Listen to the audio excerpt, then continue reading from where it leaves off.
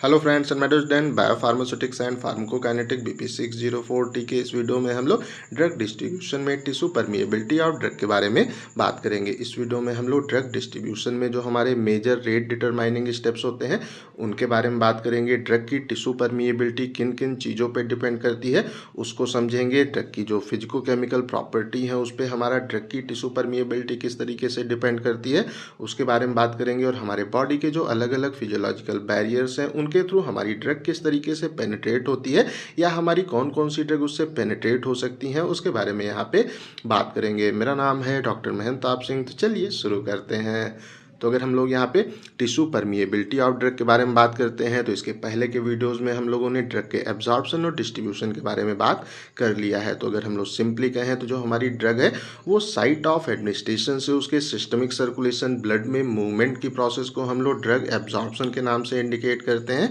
उसके बाद में जब ड्रग हमारे सिस्टमिक सर्कुलेशन ब्लड के अंदर आ जाती है तो उसके बाद में वो हमारे जो बॉडी के अलग अलग ऑर्गन्स हैं, टिश्यूज़ हैं या सेल्स हैं उनमें उसका जो रिवर्सिबल मूवमेंट होता है वो बेसिकली हमारा डिस्ट्रीब्यूशन की प्रोसेस कहलाती है। तो जो हमारा ड्रग का डिस्ट्रीब्यूशन है उसमें हमें दो मेजर रेट डिटरमाइनिंग स्टेप्स यहाँ पे देखने को मिलते हैं। तो एक क्वेश्चन आप पूछ सकते हैं कि सर रेट डिटरमाइनिंग स्टेप क्या होते हैं। तो बेसिकली अगर कोई रिएक्शन होती है या प्रोसेस होती है उसमें जो हमारा वो स्टेप जो कि हमारी टोटल प्रोसेस या रिएक्शन के रेट को बताने का काम करता है, रेट को डिफाइन करने का काम करता है, या हमारी जो टोटल प्रोसेस या रिएक्शन का रेट है उस स्टेप की रेट पे, रफ्तार पे डिपेंड करता है, वो स्टेप हमारा बेसिकली रेट डिटरमाइनिंग स्टेप उस प्रोसेस का कहलाता है। तो अगर हम लोग सिंपली कहें तो जो हमारे ड्रग का डिस्ट्रीब्यूशन है उसमें हमें दो रेट डिटरमाइनिंग स्टेप देखने को मिलते हैं। पहला हमारा rate of the tissue permeation है और दूसरा हमारा rate of the blood perfusion वहाँ पे है। तो अगर हम लोग सिंपली बात करते हैं तो जब हमारी जो ड्रग है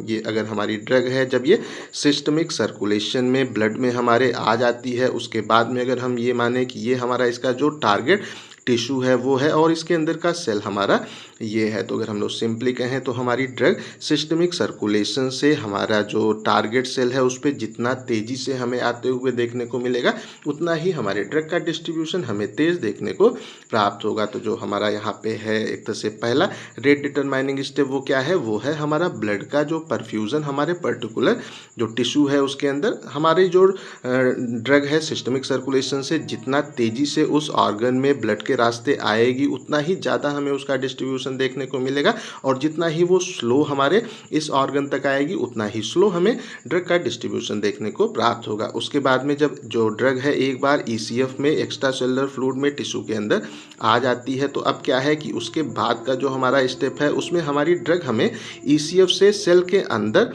इंट्रासेलुलर फ्लूइड में हमें पेनिट्रेट करते हुए देखने को मिलती है। ये हमारा दूसरा स्टेप है। ड्रग हमारी जितना आसानी से और यहाँ पे तेज़ी से जो सेल मेम्ब्रेन है उसको क्रॉस करके सेल के अंदर आ जाएगी उतना ही तेज़ हमारा उसका डिस्ट्रीब्यूशन होगा और जितना ही स्लो ये हमें ये प्लाज्मा मेम्ब्रेन को क्रॉस करके सेल के अंदर जाते हुए देखने को मिलेगी उतना ही उसका हमारा जो यहाँ पे डिस्ट्रीब्यूशन है वो स्लो देखने को मिलेगा। तो जो हमारा दूसरा यहाँ पे रेट डिटरमाइनिंग स्टेप है वो बेसिकली हमारी जो tissue permeability of the drug है वो बेसिकली होता है। तो हम लोग यहाँ सिंपली कह सकते हैं कि जो हमारा ड्रग का डिस्ट्रीब्यूशन है वो बेसिकली इन दो स्टेप्स के ऊपर, जो हमारी ड्रग का डिस्ट्रीब्यूशन का रेट है वो बेसिकली इन दो स्टेप्स के ऊपर हमें देखने को मिलता है। तो अगर हम लोग ये माने कि हमारी जो इंटायर बॉडी है, पूरी की पूरी बॉडी है, उसमें जो ब्लड का फ्लो है वो हमें रैपिडली, तेज़ी से और यूनिफॉर्मली एक समान रूप से अगर होते हुए देखने को मिल रहा है तो फिर हमारे बॉडी के जो अलग अलग टिश्यूज़ हैं उसमें ड्रग का जो डिस्ट्रीब्यूशन की डिग्री है, मात्रा है, वो हमें अलग अलग क्यों देखने को मिलती है। ऐसा इसलिए होता है कि हमारी ड्रग की जो टिश्यू परमिएबिलिटी है अलग अलग टिश्यू में वो हमें अलग अलग देखने को मिलती है, उसमें डिफरेंस देखने को मिलता है जिसके कारण कि हमारे अलग अलग टिश्यू के बीच में ड्रग के डिस्ट्रीब्यूशन की डिग्री हमें अलग अलग देखने को प्राप्त होती है। तो हम सिंपली कह सकते हैं कि हमारे ऐसे ऑर्गन या टिश्यू जिनके अंदर हमारी ड्रग आसानी से पेनिट्रेट कर जाती है वहाँ पे हमें ड्रग का डिस्ट्रीब्यूशन तेज देखने को मिलेगा और ऐसे हमारे बॉडी के ऑर्गन या टिश्यू जिसके अंदर जो हमारी ड्रग है वो हमें स्लो पेनिट्रेट करते हुए परमिएट करते हुए देखने को मिलती है, उतना उसमें हमें ड्रग का डिस्ट्रीब्यूशन बेसिकली कम देखने को प्राप्त होगा। तो हम सिंपली कह सकते हैं कि यहाँ पे हमारा जो ड्रग डिस्ट्रीब्यूशन की प्रोसेस है उसमें जो रेट डिटरमाइनिंग स्टेप है वो बेसिकली हमारा टिश्यू जो परमिएबिलिटी है वो यहाँ पे होता है, जिसके कारण कि ये प्रोसेस हमारी tissue permeation rate limited process यहाँ पे होती है। तो अब अगर हम लोग बात करते हैं कि हमारी जो ड्रग है उसकी टिश्यू परमिएबिलिटी किन किन चीज़ों पे डिपेंड करती है, तो बेसिकली ये हमारी जो ड्रग की फिजिको केमिकल प्रॉपर्टीज़ हैं उसके ऊपर हमें डिपेंड करते हुए देखने को मिलती है, और हमारे बॉडी के जो अलग अलग फिजियोलॉजिकल बैरियर्स हैं उनमें भी हमें ड्रग का जो पेनिट्रेशन है वो अलग अलग देखने को प्राप्त होता है। तो अब हम लोग इन दोनों फैक्टर्स के बारे में बात कर लेते हैं। तो जो सबसे पहला फैक्टर है वो हमारा जो ड्रग की फिजिको केमिकल प्रॉपर्टीज़ हैं वो यहाँ पे हैं। तो जो सबसे पहली फिजिको केमिकल प्रॉपर्टी जो कि ये काफ़ी इंपॉर्टेंट रोल हमारे ड्रग के पेनिट्रेशन में प्ले करती है वो हमारे ड्रग का जो मॉलिक्यूलर साइज या मॉलिक्यूलर वेट है वो यहाँ पे होता है। तो ऑलमोस्ट हर वो ड्रग जिसका कि मॉलिक्यूलर वेट 500 से 600 डाल्टन के बीच में या उससे कम हमें देखने को मिलता है वो हमारा जो ब्लड की कैपिलरी मेम्ब्रेन है उसको आसानी से क्रॉस करते हुए हमें देखने को मिलती है, और जब वो उसको क्रॉस कर जाती है तो फिर वो हमारे एक्स्ट्रा सेलुलर फ्लूइड में आसानी से जाते हुए देखने को प्राप्त होती है। तो अगर हम लोग सिंपली कहें कि ये हमारा जो ब्लड कैपिलरी है वो यहाँ पे है जिसमें ब्लड फ्लो हो रहा है, जिसके अंदर हमारी जो ड्रग है वो यहाँ पे है। तो अगर हमारी जो ड्रग है उसका मॉलिक्यूलर वेट 500 से 600 डाल्टन के बीच में होगा या उससे कम होगा तो आसानी से ड्रग हमारी ये जो हमारा मेम्ब्रेन है उसको क्रॉस कर जाएगी, और जो हमारी यहाँ पे ब्लड की कैपिलरी है उसको क्रॉस करके ECF में एक्स्ट्रा सेलुलर फ्लूइड में हमें जाते हुए देखने को प्राप्त होगी। उसके बाद में अगर हम लोग बात करते हैं कि जब जो हमारी ड्रग है वो ECF में पेनेट्रेट हो जाती है, ECF में जब पहुंच जाती है तो उसके बाद में उसका जो सेल के अंदर मूवमेंट होता है वो बेसिकली हमारा उसके मॉलिक्यूलर वेट पे डिपेंड करता है, उसके डिसोसिएशन कांस्टेंट PK के ऊपर डिपेंड करता है, और उसकी जो लिपिड में सॉल्बिलिटी है, लिपोफिलिसिटी है, उसके ऊपर हमें डिपेंड करते हुए देखने को मिलता है। तो अब हमारी ड्रग कहाँ पे आ गई है, वो हमारे सेल के बाहर का जो ECF है उसके अंदर तो आ गई है। अब वो हमारा जो सेल है उसके अंदर उसका मूवमेंट होना है, तो हमारे ड्रग का मॉलिक्यूलर वेट के ऊपर हमारे ECF से जो ड्रग सेल के अंदर मूव करेगी वो डिपेंड करेगा, उसका जो डिसोसिएशन कांस्टेंट है उसके ऊपर डिपेंड करता है, और उसकी लिपिड में क्या सॉल्बिलिटी है, लिपोफिलिसिटी क्या है, उसके ऊपर बेसिकली ये डिपेंड करता है। तो सबसे पहले हम लोग मॉलिक्यूलर वेट के बारे में बात कर लेते हैं। तो हमारा जो ड्रग का मॉलिक्यूल है अगर वो वाटर में सॉल्युबल भी होता है या वो आयंस के फॉर्म में भी कन्वर्ट हो जाता है, तो उस कंडीशन में भी अगर हम देखें तो अगर उसका मॉलिक्यूलर वेट 50 डाल्टन से कम होता है तो वो आसानी से हमारे प्लाज्मा मेम्ब्रेन के जो एक्वस फील्ड चैनल है उसको क्रॉस कर जाता है, और फिर वो हमारा जो सेल के अंदर का हिस्सा है जो कि हमारा ICF कहलाता है, इंट्रासेलुलर फ्लूइड कहलाता है, वहाँ पे जाते हुए हमें देखने को मिलता है। तो एक चीज़ आप लोग हमेशा ध्यान रखिएगा, जब भी हम लोग जो ड्रग है उसके पेनिट्रेशन के बारे में बात करते हैं तो कुछ चीज़ें आपको हमेशा ध्यान में अपने यहाँ पे रखनी है कि अगर ये हमारी प्लाज्मा मेम्ब्रेन है, हमारे बॉडी की जितनी भी सेल हैं उनकी जो प्लाज्मा मेम्ब्रेन है वो लिपिड की बनी हुई होती है। अब अगर हम लोग सिंपली कहें तो हमारे ड्रग का जो मॉलिक्यूलर वेट है वो जितना ही छोटा होगा उतना ही आसानी से ये हमें इसको क्रॉस करते हुए देखने को प्राप्त होगा। अगर इसका जो मॉलिक्यूलर वेट है 50 डाल्टन से अगर कम होगा तो ये स्पेस पे क्या है कि ये आसानी से जो इसके बीच के एक्वस फील्ड चैनल है उसको क्रॉस कर जाएगा, और हमें जो ECF है ये हमारा ECF है उससे हमें ये यहाँ पे ICF में इंट्रासेलुलर फ्लूइड में जाते हुए देखने को प्राप्त होगा। तो एक प्रॉपर्टी उसकी जो मॉलिक्यूलर वेट है वो यहाँ पे है। दूसरी प्रॉपर्टी क्या है कि अगर हमारी जो ड्रग है वो लिपिड में सॉल्युबल है, लिपोफिलिक है, तो उस कंडीशन में क्या है कि जो जैसा होता है उस वो जो वैसी ही चीज़ों को पसंद करता है। तो क्या होगा कि ये भी हमारा लिपिड में सॉल्युबल है, मेम्ब्रेन भी हमारी लिपिड की बनी है, तो क्या होगा ये इसको आसानी से हमें क्रॉस करते हुए देखने को प्राप्त होगा। उसके बाद में अगर तीसरी प्रॉपर्टी के बारे में बात करते हैं तो जो हमारी ड्रग है वो अगर अनआयनाइज्ड होगी, अगर वो आयन के फॉर्म में कन्वर्ट नहीं होगी, अनआयनाइज्ड होगी, तो और उसकी जो लिपिड सॉल्बिलिटी है अगर ठीक ठाक होगी तो वो आसानी से इसको क्रॉस कर जाएगा। लेकिन जो हमारी ड्रग है अगर वो आयनाइज होती है, उसके ऊपर अगर पॉजिटिव चार्ज हमें अगर देखने को मिल रहा है, मतलब ये जो हमारा पॉजिटिव और निगेटिव चार्ज है उसमें कन्वर्ट हो रही है, तो क्या होगा कि हमारे प्लाज्मा मेम्ब्रेन के ऊपर हमें पॉजिटिव चार्ज देखने को मिलता है। तो क्या होगा, इसके ऊपर भी पॉजिटिव चार्ज है, इसके ऊपर भी पॉजिटिव चार्ज है, ये एक दूसरे को पीछे जो ढकेलने का काम करेंगे, मतलब एक दूसरे को रिपेल करते हुए हमें देखने को प्राप्त होंगे। तो हमारी वो ड्रग जो कि आयनाइज हो जाती है वो भी हमारे प्लाज्मा मेम्ब्रेन को हमें क्रॉस करते हुए देखने को प्राप्त नहीं होती है। तो ये जो हमारी तीनों चीज़ें हैं इनको ध्यान में रखिएगा। तो अब हम लोग अपने टॉपिक पे फिर से आ जाते हैं कि हमारा जो ड्रग है, अगर उसका जो मॉलिक्यूलर वेट है वो अगर 50 डाल्टन से कम है, 50 डाल्टन से अगर कम है, वो अगर वाटर में सॉल्युबल है तो भी, आयन के फॉर्म में है तो भी, वो हमारे जो प्लाज्मा मेम्ब्रेन है उसके एक्वस फील्ड चैनल को पास करते हुए हमारे ईसीएफ से आईसीएफ में हमें जाते हुए देखने को मिलता है। उसके बाद हमारे ड्रग की जो अगली फिजिकोकेमिकल प्रॉपर्टी है जो कि ड्रग के टिश्यू परमिएबिलिटी को अफेक्ट करती है, वो बेसिकली उसका डिसोसिएशन कांस्टेंट पीकेए यहाँ पे होता है। तो अगर हम लोग सिंपली देखें तो जो हमारा ब्लड और ईसीएफ है, एक्स्ट्रा सेलुलर फ्लूइड है, उसका पीएच 7.4 के आसपास हमें देखने को मिलता है। और ये हमारे ड्रग की जो डिग्री ऑफ आयोनाइजेशन है उसमें काफ़ी इंपॉर्टेंट रोल प्ले करता है, और हमारे सेल के थ्रू ड्रग का जो डिफ्यूज़न है उसमें भी ये काफ़ी इंपॉर्टेंट रोल प्ले करता है। तो इसके पहले भी हम लोगों ने बात किया कि हमारी हर वो ड्रग जो कि प्लाज्मा के इस पीएच के ऊपर आयनाइज हो जाती है, आयन के फॉर्म में कन्वर्ट हो जाती है, वो हमारी इस जो लिपॉइडल सेल मेम्ब्रेन है उसको परमिएट नहीं कर पाती है। तो अगर हम लोग आसान तरीके से कहें तो हमारी हर वो ड्रग जो कि प्लाज्मा के पीएच 7.4 के पीएच पे वो अगर आयन के फॉर्म में कन्वर्ट हो जाती है, आयनाइज हो जाती है, तो फिर वो हमारे सेल मेम्ब्रेन को क्रॉस नहीं कर पाती है। तो इस कंडीशन में अब क्या हुआ, जो हमारा यहाँ पे ड्रग डिस्ट्रीब्यूशन का रेट लिमिटिंग स्टेप होगा ऐसी कंडीशन में, वो हमारा जो टिश्यू परमिएबिलिटी है वो हमारा रेट लिमिटिंग स्टेप यहाँ पे सिंपली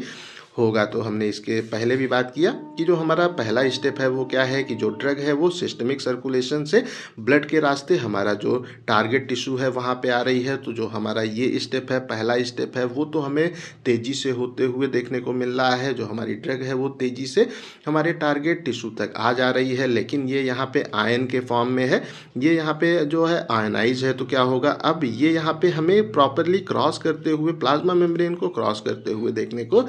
नहीं मिल पाएगी। तो ये यहाँ पे स्लो जब इसको क्रॉस करेगी तो क्या होगा, जो मेन हमारा रेट लिमिटिंग स्टेप है वो बेसिकली हमारा ये दूसरा स्टेप है जो कि टिश्यू परमिएबिलिटी है वो यहाँ पे हमें देखने को मिलेगा। और इसको अगर हमें ओवरकम करना होता है तो हम लोग एक एसिडोसिस की प्रोसेस को यूज़ करते हैं। तो जब हम लोग जो एसिडोसिस है वो करते हैं तो क्या होता है कि हमारे जो एसिडिक ड्रग है उसका आयनाइजेशन हमें रिड्यूस होते हुए, कम होते हुए देखने को मिलता है। और जब हमारी ड्रग का आयनाइजेशन कम होता है तो फिर हमारा जो ड्रग की कंसंट्रेशन सेल के अंदर है वो हमें इंक्रीज होते हुए देखने को मिलती है, या सिंपली कहें तो उसका डिस्ट्रीब्यूशन हमें इंक्रीज होते हुए देखने को मिलता है। और जब डिस्ट्रीब्यूशन इंक्रीज होता है तो हमारे ड्रग का जो ड्यूरेशन ऑफ एक्शन है वो भी हमें बढ़ते हुए यहाँ पे देखने को प्राप्त होता है। तो आइए एक एग्जाम्पल देख लेते हैं, कॉन्सेप्ट आप लोगों को और अच्छे से क्लियर होगा। तो हमारे पास दो ड्रग हैं, एक है हमारा दैट इज़ द पेंटाबार्बिटॉल और दूसरा है सैलिसिलिक एसिड। तो अगर हम लोग इन दोनों ड्रग के बारे में बात करते हैं तो इनका जो हमारा oil in water partition coefficient है, इन दोनों का हमें ऑलमोस्ट सेम देखने को मिलता है, मतलब इनकी लिपिड में जो सॉल्युबिलिटी है वो हमें सेम देखने को मिलती है। बट यहाँ पे क्या है कि जो हमारी ड्रग है जो कि है पेंटाबार्बिटॉल, ये हमें कम जो है आयनाइज होते हुए देखने को मिलती है, मतलब ये ज़्यादा अनआयनाइज्ड होती है। तो ये हमें अपना जो ब्लड का पीएच है उस पर रैपिडली डिस्ट्रीब्यूट होते हुए देखने को मिलती है, क्योंकि ये आयन के फॉर्म में कम कन्वर्ट होती है। तो हमारे प्लाज्मा मेम्ब्रेन को ये आसानी से क्रॉस कर जाती है। और इसके अपोजिट जो सैलिसिलिक एसिड है वो हमारे ब्लड के पीएच पे आयनाइज हो जाता है, ज़्यादा आयनाइज होता है, जिसके कारण कि उसका ड्रग जो डिस्ट्रीब्यूशन है वो हमें स्लो होते हुए देखने को प्राप्त होता है। अब अगर हम लोग जो हमारी अगली प्रॉपर्टी है जो कि लिपिड सॉल्युबिलिटी है, अगर उसके बारे में बात करते हैं तो यहाँ पे हम लोगों ने इसके पहले भी देखा कि अगर हमारी जो ड्रग है वो है लिपिड सॉल्युबल है, लिपोफिलिक है या लिपॉइडल ड्रग है, तो बेसिकली वो आसानी से हमारे टिश्यू को परमिएट करते हुए हमें देखने को मिलेगा। तो हमारी जो ड्रग है अगर वो लिपॉइडल ड्रग है, लिपिड सॉल्युबल ड्रग है, तो हमें जो टिश्यू के से उसकी परमिएबिलिटी है, पेनिट्रेशन है, वो हमें रैपिडली तेज़ी से होते हुए देखने को प्राप्त होगा। तो अगर हम लोग सिंपली बात करते हैं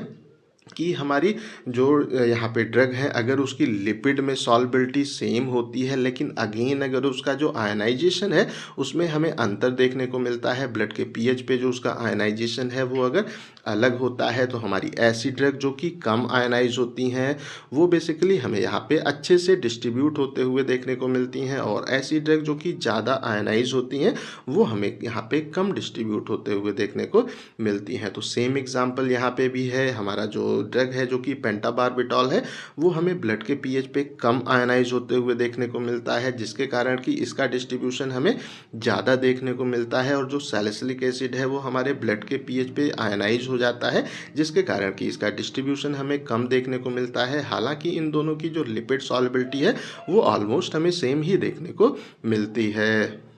अब हम लोग इसको डायग्राम से यहाँ पे समझ लेते हैं। तो ये जो हमारा ब्लड का पोर्शन है वो यहाँ पे है, ब्लड की कैपिलरी यहाँ पे है, ये ब्लड की कैपिलरी मेम्ब्रेन है, और ये हमारा जो सेल है उसकी प्लाज्मा मेम्ब्रेन है, उसके बाहर का फ्लूइड हमारा एक्स्ट्रा सेलुलर फ्लूइड कहलाता है जो कि इस स्पेस में फिल्ड है, और जो हमारा प्लाज्मा मेम्ब्रेन है उसके अंदर का जो फ्लूइड है वो इंट्रा सेलुलर फ्लूइड कहलाता है जो कि हमारे इस स्पेस से इंडिकेट हो रहा है। तो अगर हम लोग सिंपली बात करते हैं तो जो हमारी यहाँ पे ड्रग है अगर वो अनआयनाइज्ड होती है, मतलब उसका जो pKa है, डिसोसिएशन कांस्टेंट है, अगर वो कम होता है तो हमारी ड्रग कम आयनाइज होगी, और अगर उसका जो oil in water partition coefficient है वो ज़्यादा है, या सिंपली कहें तो वो लिपिड में सॉल्बिलिटी अगर उसकी ज़्यादा है तो वो आसानी से जो कैपिलरी मेम्ब्रेन है उसको भी क्रॉस करके ECF में आ जाएगी, और फिर उसके बाद में ये हमारा जो प्लाज्मा मेम्ब्रेन है उसको भी आसानी से क्रॉस कर जाएगी, और हमारे इंट्रासेलुलर फ्लूइड में हमें जाते हुए देखने को प्राप्त होगी। तो हम लोग सिंपली कह सकते हैं कि अगर हमारे ड्रग के अंदर दोनों प्रॉपर्टी हैं, वो अनआयनाइज्ड भी है और वो लिपिड में सॉल्युबल भी है, तो उसका हमें डिस्ट्रीब्यूशन काफ़ी अच्छे से देखने को प्राप्त होता है। उसके बाद में अगर हम लोग बात करते हैं कि अगर हमारी जो ड्रग है वो यहाँ पे आयनाइज हो जाती है, मीन्स उसका जो हमारा pKa की वैल्यू है अगर वो ज़्यादा होती है, और उसका जो अगर oil in water partition coefficient है अगर वो कम भी होता है, मतलब वो उसकी जो लिपिड में सॉल्युबिलिटी अगर वो कम भी होती है, तो फिर क्या होता है कि ये हमारा जो कैपिलरी मेम्ब्रेन है उसको तो किसी तरीके से क्रॉस कर जाती है, ECF में आ जाती है, लेकिन उसके बाद में ये आयन के फॉर्म में है, तो क्या होगा कि ये फिर हमारा यहाँ पे जो प्लाज्मा मेम्ब्रेन है उसको क्रॉस नहीं कर पाएगी, और फिर ये हमारे ECF में ही हमें देखने को मिलेगी। और ये जब हमारे प्लाज्मा मेम्ब्रेन में नहीं आ पाएगी तो इसका मतलब क्या हुआ, ये हमारा प्लाज्मा मेम्ब्रेन को क्रॉस करके इंट्रासेलुलर फ्लूइड में नहीं आ पाएगी, तो इसका मतलब क्या हुआ, ये हमारी अनडिस्ट्रीब्यूटेड ड्रग यहाँ पे सिंपली कहलाएगी। अब हम लोग यहाँ पे जो हमारा ड्रग डिस्ट्रीब्यूशन है वो हमारे बॉडी के जो अलग अलग फिजियोलॉजिकल बैरियर्स हैं उन पे किस तरीके से डिपेंड करता है उसके बारे में बात कर लेते हैं। तो सबसे पहले हम लोग बॉडी के जो अलग अलग मेन इंपॉर्टेंट फिजियोलॉजिकल बैरियर्स हैं उनको देख लेते हैं। तो ये बेसिकली 6 हमारे बॉडी के मेन इंपॉर्टेंट फिजियोलॉजिकल बैरियर्स होते हैं। तो जो हमारी बैरियर्स हैं उसका क्या मतलब होता है, बाधा, मतलब हमारी ड्रग इनको क्रॉस करके ही हमारे बॉडी के अंदर हमें जाते हुए देखने को बेसिकली मिलती है। तो यहाँ पे जो हमारा पहला बैरियर है वो बेसिकली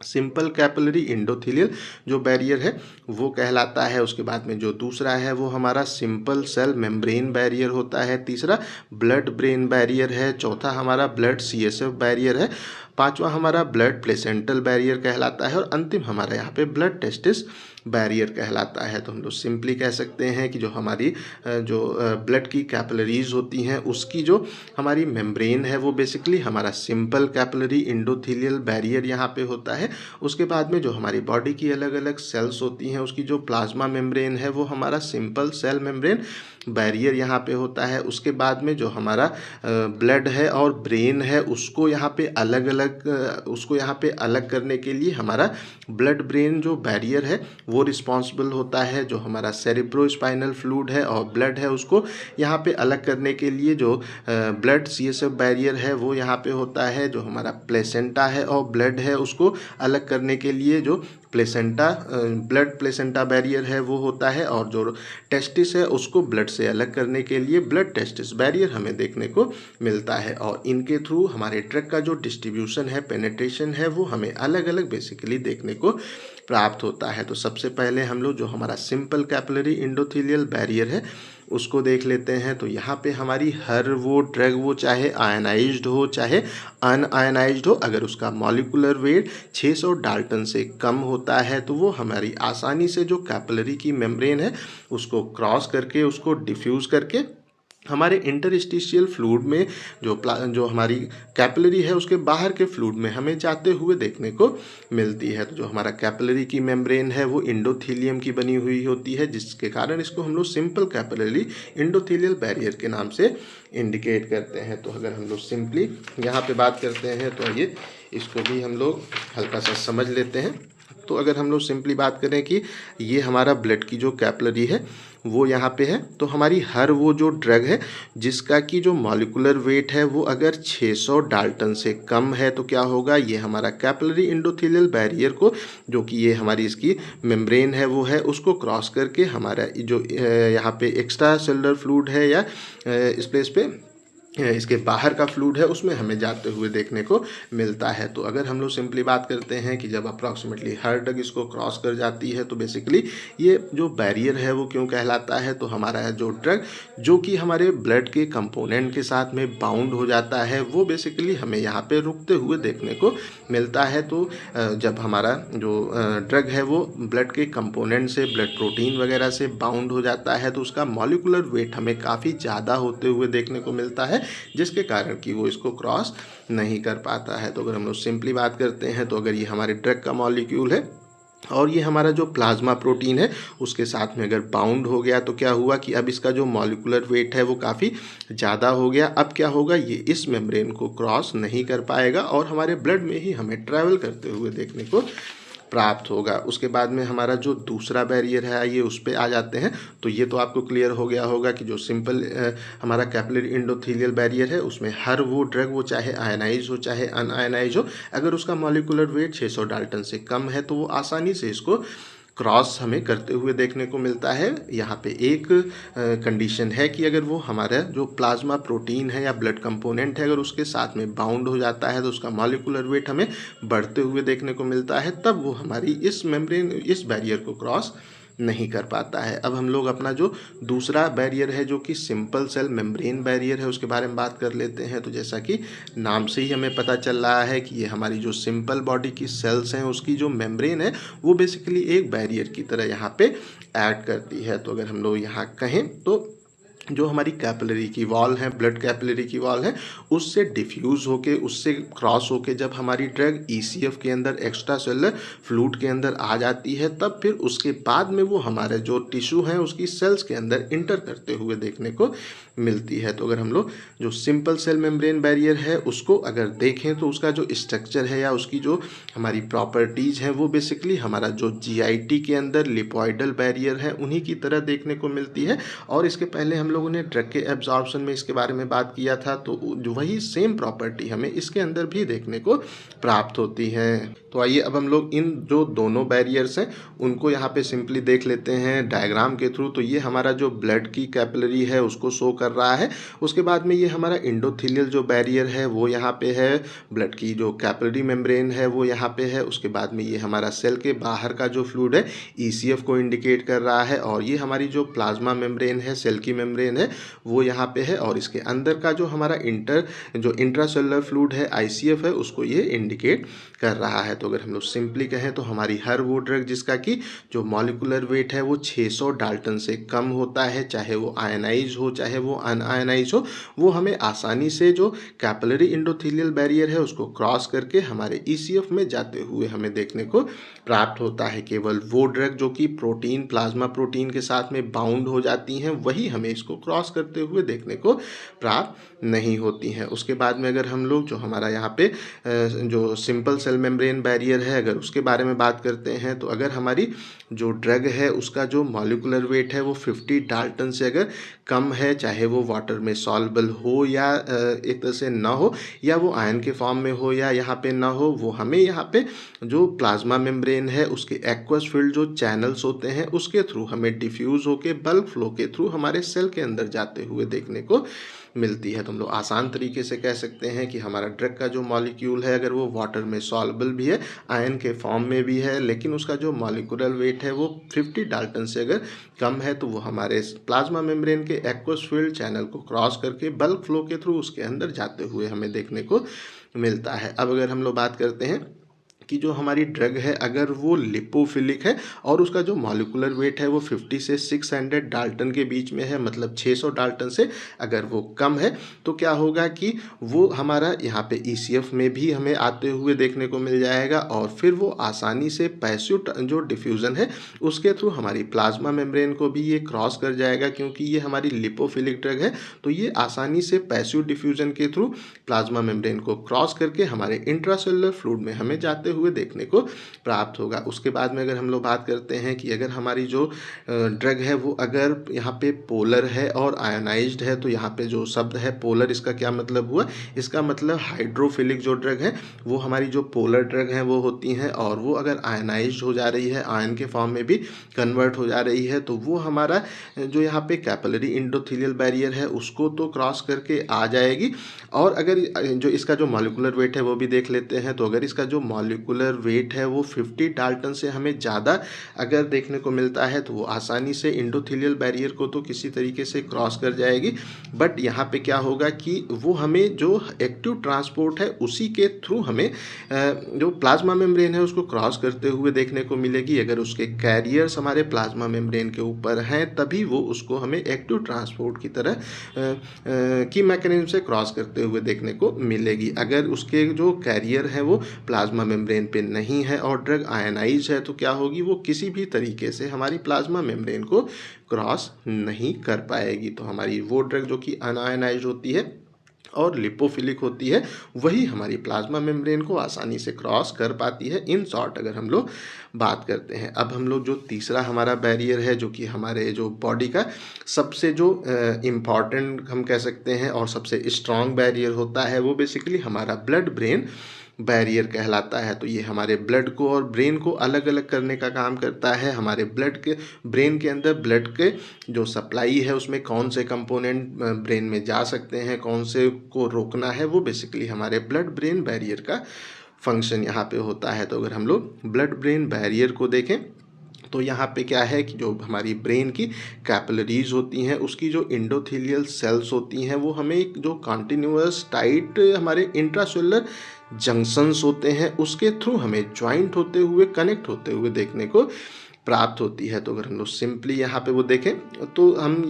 इस प्लेस पे कह सकते हैं कि जो एंडोथेलियल सेल्स हमारे ब्रेन की कैपिलरी को फॉर्म करती हैं वो एक जो टाइट जंक्शन है उसके थ्रू हमें आपस में ज्वाइंट होते हुए देखने को मिलती हैं। और ये जो बैरियर है उसको हम लोग ब्लड ब्रेन बैरियर के नाम से इंडिकेट करते हैं। तो यहाँ पे सिंपली ये जो हमारे दो स्पेशल सेल्स हैं उनकी बनी हुई होती है। जो पहली सेल है वो हमारी जो पेरिसाइट सेल्स हैं वो कहलाती हैं, दूसरी एस्ट्रोसाइट सेल्स यहाँ पे होती हैं। तो ये जो हमारा यहाँ पे है जो हमारी सेल है पेरिसाइट और एस्ट्रोसाइट, ये एक हमारे ब्रेन की कैपिलरी के चारों ओर एक प्रॉपर इन्वेलप को, सॉलिड जो इन्वेलप है उसको बनाने का काम करती है, जिससे कि हमारी जो ब्रेन है वो काफ़ी एक सेंसिटिव हमारा ऑर्गन होता है। तो हर कोई चीज़, हर जो मॉलिक्यूल है, कंपाउंड है, वो उसमें आराम से इंटर नहीं कर पाता है क्योंकि ये वो हमारे ब्रेन को अफेक्ट कर सकता है। तो इसी के लिए हमारे जो ब्रेन है वहाँ पे हमें ब्लड ब्रेन बैरियर बेसिकली देखने को प्राप्त होता है। और ये यहाँ पे क्या करता है कि हमारा जो कंपोनेंट है उसका हमारे इंटरसेलुलर पासेस को बेसिकली ब्लॉक करने का काम करता है। तो इसको डायग्राम में देख लेते हैं, कॉन्सेप्ट आप लोगों को और अच्छे से क्लियर होगा। तो ये जो हमारे यहाँ पे ग्रीन सेल्स हैं उसकी जो मेम्ब्रेन फॉर्म हो रही है वो एस्ट्रोसाइट सेल्स की मेम्ब्रेन यहाँ पे है। जो हमारी वो रेड जो सेल्स हैं उसकी जो मेम्ब्रेन फॉर्म हो रही है वो हमारी जो पेरिसाइट सेल्स हैं वो यहाँ पे है। और जो कैपिलरी एंडोथेलियल है वो हमें टाइट जंक्शन के थ्रू आपस में यहाँ पे कनेक्ट देखने को मिलता है। और ये तीनों मिलके बेसिकली हमारे ब्लड ब्रेन बैरियर को फॉर्म करते हैं। अब अगर हम लोग सिंपली बात करते हैं तो हमारा ये जो पोर्शन है वो ब्लड का पोर्शन है, ये हमारा ब्रेन का जो पोर्शन है। और ब्रेन और ब्लड को जो हमारा पोर्शन अलग करता है उसको हम लोग ब्लड ब्रेन बैरियर के नाम से इंडिकेट करते हैं। यहाँ पे हमारा जो एक्स्ट्रा सेलुलर फ्लूइड ब्रेन का है वो यहाँ पे होता है, ब्रेन का जो ECF है वो यहाँ पे होता है। इसके अंदर हमारी जो ग्लियल सेल्स हैं वो होती हैं, वो जो कि हमारे ब्रेन को कवर करने का यहाँ पे काम करती हैं, और इसकी जो बेसमेंट मेम्ब्रेन है वो हमें यहाँ पे देखने को प्राप्त होती है। तो हमारी हमारी ड्रग अगर हाईली लिपिड सॉल्युबल होगी तो उसी कंडीशन में वो हमें ब्लड ब्रेन बैरियर को क्रॉस करते हुए देखने को मिलेगी। अगर हमारा जो ड्रग है उसकी लिपिड सॉल्युबिलिटी कम होगी या वो वाटर में सॉल्युबल होगा, वो अगर हाइड्रोफिलिक होगी तो वो हमारे ब्लड ब्रेन बैरियर को कभी भी क्रॉस नहीं कर पाएगी। तो हमारा ड्रग के मॉलिक्यूल के अंदर लिपिड सॉल्युबिलिटी की प्रॉपर्टी अगर है तो ही वो हमारे ब्रेन को क्रॉस करते हुए हमें देखने को प्राप्त होगी। और अगर हम लोग सिंपली बात करते हैं कि जो ब्लड ब्रेन बैरियर है उसके थ्रू हमारा जो सॉल्यूट है या ड्रग का मॉलिक्यूल है उसका जो पासेज है वो बेसिकली हमें दो पाथवेज के थ्रू ही होते हुए देखने को मिलता है। तो यहाँ पे जो हमारा पहला पाथवे है वो बेसिकली जो पैसिव डिफ्यूज़न है वो होता है, जिसके थ्रू ये हमारा जो लिपॉइडल बैरियर है हमारी ड्रग जो पैसिव डिफ्यूज़न है उसके थ्रू क्रॉस करते हुए देखने को मिलती है। तो यहाँ पे हमारी कौन सी ड्रग पैसिव डिफ्यूज़न के थ्रू ब्लड ब्रेन बैरियर को या इस लिपॉइडल बैरियर को क्रॉस कर पाती हैं, तो उसका जो मॉलिकुलर वेट है अगर वो काफ़ी स्मॉल होता है, वो हमारा यहाँ पे 700 डाल्टन से कम होता है। यहाँ पे जो साइन है वो उल्टा हो गया है, ये अगर 700 डाल्टन से कम होता है तो उस कंडीशन में हमारी जो ड्रग है वो पैसिव डिफ्यूजन के थ्रू ब्लड ब्रेन बैरियर को क्रॉस करती है। लेकिन एक प्रॉपर्टी उसके अंदर और होनी चाहिए कि उसके अंदर high oil in water partition coefficient हमें देखने को मिलना चाहिए, मतलब उसकी जो लिपिड सॉल्युबिलिटी है वो बेसिकली हाई होनी चाहिए। हाई लिपोफिलिक ड्रग ही हमारे ब्लड ब्रेन बैरियर को पैसिव डिफ्यूजन के थ्रू क्रॉस कर पाएगी अगर उसका जो मॉलिकुलर वेट है वो 700 डाल्टन से हमें कम देखने को मिलता है। उसके बाद में जो दूसरा पाथवे है वो बेसिकली हमारा जो एक्टिव ट्रांसपोर्ट है वो होता है, जिसमें हमारे बॉडी के जो हमारे ब्रेन के लिए इसेंशियल न्यूट्रिएंट होते हैं लाइक ग्लूकोज हो गया, अमीनो एसिड वगैरह हो गए, वो हमें अपने ब्लड ब्रेन बैरियर को एक्टिव ट्रांसपोर्ट के थ्रू क्रॉस करते हुए देखने को मिलते हैं, क्योंकि वहाँ पे हमें इनके कैरियर्स बेसिकली देखने को प्राप्त होते हैं। अब अगर हम लोग जो हमारा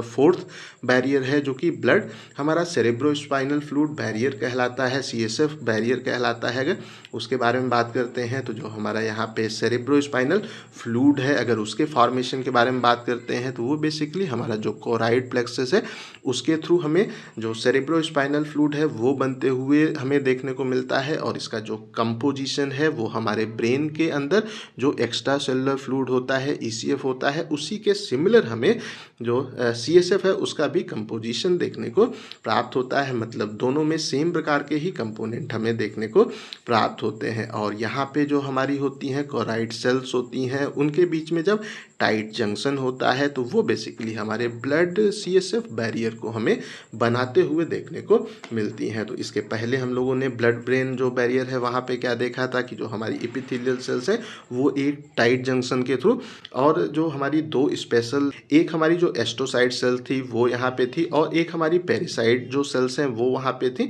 तो ये सब आपस में जब कंबाइंड हो रही थी, अलग अलग लेयर को फॉर्म कर रही थी, तो हमारा ब्लड ब्रेन बैरियर हमें बनते हुए देखने को मिल रहा था। इसी तरीके से यहाँ पे जो हमारी कोराइड सेल्स हैं वो जब टाइट जंक्शन को फॉर्म करती हैं तो हमारा ब्लड CSF बैरियर हमें बनते हुए देखने को मिलता है। और हमारी जो ड्रग की जो पेनिट्रेशन की कैरेक्टरिस्टिक है वो यहाँ पे भी ब्लड ब्रेन बैरियर के जैसे ही हमें देखने को मिलती है, मतलब हमारी जो ड्रग है उसका अगर मॉलिकुलर वेट 700 डाल्टन से कम होता है और उसका जो oil in water partition coefficient है काफ़ी हाई होता है, वो हाईली लिपोफिलिक होती हैं, तो ही वो हमारे यहाँ पे जो ब्लड CSF बैरियर है उसको क्रॉस करते हुए देखने को मिलती हैं। तो आइए इसको भी हम लोग डायग्राम में देख लेते हैं। तो ये हमारा जो प्लेस है जो कि हमारा कोराइड प्लेक्सस है वो कहलाता है, और ये हमारी जो यहाँ पे है कोराइड सेल्स वो हैं जो कि एक जो टाइट जंक्शन है उसके थ्रू हमें आपस में कनेक्ट होते हुए देखने को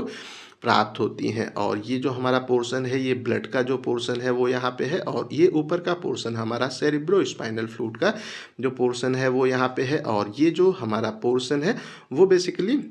ये हमारा जो ब्लड CSF बैरियर है उसको फॉर्म करता है। और यहाँ पे अगर हम लोग देखें तो जो हमारी कैपिलरी एंडोथेलियल है उसके थ्रू हमारी ड्रग आसानी से यहाँ पे क्रॉस हो जा रही है, लेकिन हमारी जो ड्रग है अगर उसका जो मॉलिकुलर वेट है वो 700 डाल्टन से कम होगा और उसकी जो लिपिड में सॉल्युबिलिटी है वो ज़्यादा होगी, हाईली लिपोफिलिक ड्रग होगी, तो ही वो हमारे इस बैरियर को क्रॉस कर पाएगी और हमें ब्लड से CSF में जाते हुए देखने को मिलेगी। अब हम लोग जो हमारा अगला बैरियर है, जो पांचवा बैरियर है, अगर उसके बारे में बात करते हैं तो ये बेसिकली हमारा ब्लड प्लेसेंटल बैरियर यहाँ पे होता है। तो अगर हम लोग सिंपली कहें तो जो हमारे यहाँ पे मैटरनल्स हैं और जो हमारा होता है यहाँ पे फोइटल ब्लड की वेसल्स होती हैं, वो बेसिकली हमें ब्लड प्लेसेंटल बैरियर पे सेपरेट होते हुए, अलग होते हुए देखने को मिलती हैं। तो हम लोग सिंपली कह सकते हैं कि जो होती हैं मदर, उनकी जो ब्लड की वेसल्स होती हैं और उनके अंदर जो बच्चा होता है, भ्रूण में जो बच्चा होता है, उसकी जो ब्लड की वेसल्स होती हैं, वो हमें यहाँ पे ब्लड प्लेसेंटल बैरियर पे सेपरेट होते हुए, अलग होते हुए देखने को मिलती हैं। और यहाँ पे जो हमारे होते हैं फोइटल, जो वो ट्रोफोब्लास्ट बेसमेंट मेम्ब्रेन है, और जो इंडोथीलियल है, वो बेसिकली हमारा यहाँ पे प्लेसेंटल बैरियर को हमें बनाते हुए देखने को मिलता है। तो हम लोग सिंपली कह सकते हैं कि यहाँ पे हमारे ये जो दो मेम्ब्रेन है, एक हमारी इंडोथीलियल मेम्ब्रेन है और वो दूसरी हमारी जो यहाँ पे है, जो कि है ट्रोफोब्लास्ट बेसमेंट मेम्ब्रेन है, वो बेसिकली जो प्लेसेंटल बैरियर है उसको हमें बनाते हुए देखने को मिलती है। तो आइए इसको हम लोग डायग्राम में देख लेते हैं, कॉन्सेप्ट आप लोगों को और अच्छे से क्लियर होगा। तो ये हमारी जो मैटरनल वेन है वो यहाँ पे है, ये जो हमारी है ये मैटरनल वेन है, जो हमारा रेड कलर में है ये जो मैटरनल आर्टरी है वो यहाँ पे है। अगर इस प्लेस पे आते हैं तो जो हमारे यहाँ पे है, यहाँ पे फोइटल आर्टरी, वो हमें जो रेड कलर की है वो देखने को मिल रहा है, और जो हमारा फोइटल वेन है वो बेसिकली हमारे ब्लू कलर की जो वेन है वो यहाँ पे है। और इनको अलग करते हुए हमें जो मेम्ब्रेन देखने को मिलती है उसी को बेसिकली हम लोग प्लेसेंटल बैरियर के नाम से इंडिकेट करते हैं। कि जो हमारी यहाँ पे सिंपली कहें तो जो हमारी मदर की वेन या आर्टरी है और जो उनके अंदर जो बच्चा है उसकी जो वेन या आर्टरी है वो बेसिकली हमें प्लेसेंटल बैरियर पे अलग अलग होते हुए देखने को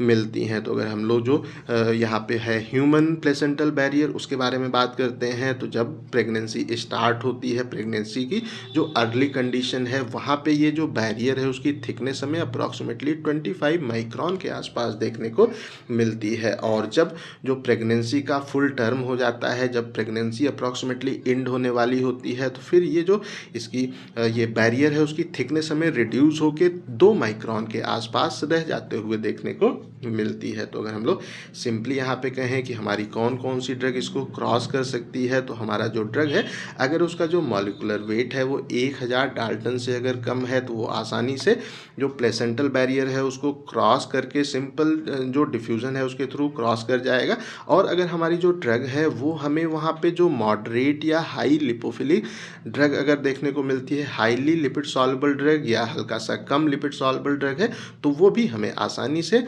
जो ये बैरियर है उसको सिंपल डिफ्यूज़न के थ्रू क्रॉस करते हुए देखने को मिलती है। तो ये हम लोग सिंपली यहाँ पे कह सकते हैं कि ये एक प्रकार का हमारा जो है कम इफेक्टिव बैरियर होता है, अगर हम लोग ब्लड ब्रेन बैरियर के से कंपेयर करते हैं। अब अगर हम लोग जो हमारा अंतिम बैरियर है उसके बारे में बात करते हैं, तो वो बेसिकली हमारा ब्लड टेस्टिस बैरियर होता है। तो जो हमारा यहाँ पे 2 सेल्स हैं, जो हमारी सेल्स हैं जो कि कहलाती हैं सर्टोली जो सेल जंक्शन फॉर्म होता है, उसी को बेसिकली हम लोग ब्लड टेस्टिस बैरियर के नाम से इंडिकेट करते हैं। और ये जो हमारी जो ड्रग है उसका जो हमारे स्पर्मेटोसाइट्स हैं में और जो हमारा यहाँ पे स्पर्मेटाइट्स हैं उनमें हमें यहाँ पे रिस्ट्रिक्ट होते हुए, रुकते हुए देखने को मिलता है। तो आई थिंक सो जो हमारा ड्रग की टिश्यू परमिएबिलिटी है वो आप लोगों को अच्छे से समझ में आ गई होगी। हमारे जो ड्रग का डिस्ट्रीब्यूशन है उसके कौन कौन से रेट लिमिटिंग स्टेप्स हैं वो भी आप लोगों को अच्छे से क्लियर हो गए होंगे। हमारे ड्रग की